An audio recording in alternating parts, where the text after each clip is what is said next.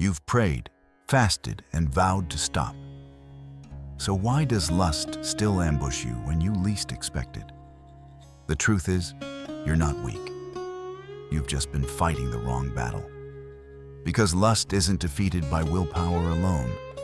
It's dismantled by a revelation so shocking, even King David missed it before his fall with Bathsheba. 2 Samuel 11. Here's the first hidden key. Your eyes aren't the problem. Your heart is. And until you address the hunger behind the hunger, you'll keep circling the same sin. Matthew 5:28. Think about it. When Joseph fled Potiphar's wife, Genesis 39:12, he didn't just resist. He replaced temptation with purpose, because lust grows in the soil of idle hands and unassigned destiny. The second weapon no one tells you: starvation, not of your body, but of the fantasy factories in your mind. Every glance, every second glance, every harmless scroll through tempting content is feeding a beast Jesus said should be plucked out if it causes you to sin. Mark 9:47. But here's the warning. If you're only fighting lust when it attacks, you've already lost. Real victory happens in the mundane moments, in the private choices Paul called taking every thought captive. 2 Corinthians 10:5. Third, the game changer. Lust can't survive in the presence of real intimacy, not just with God, but with his people.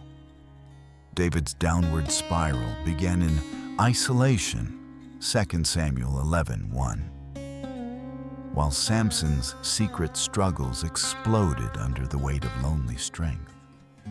Judges 16. This is why accountability feels painful. It's spiritual surgery, cutting out the gangrene of hiddenness. James 5:16. Fourth, the most overlooked truth. Your body isn't the enemy, it's the battlefield. And God designed its desires to point you towards sacred union, not shame. 1 Corinthians 6:18. When you demonize your sexuality instead of disciplining it, you play right into the enemy's trap. But here's the nuclear weapon against lust. Worship, not as a tactic, but as a takeover. When David sinned, he didn't just repent. He recentered his appetite in Psalm 63, panting for God like a deer for water. The breakthrough comes when you realize Jesus didn't just die to forgive your lust. He rose to empower your purity, Romans 8:11. And his spirit in you is stronger than the chemical cocktail of temptation. So here's your challenge. Stop begging God to remove desire and start demanding your desires bow to his presence. Because the same power that raised Christ from the dead is ready to resurrect your self-control. Lust isn't your master.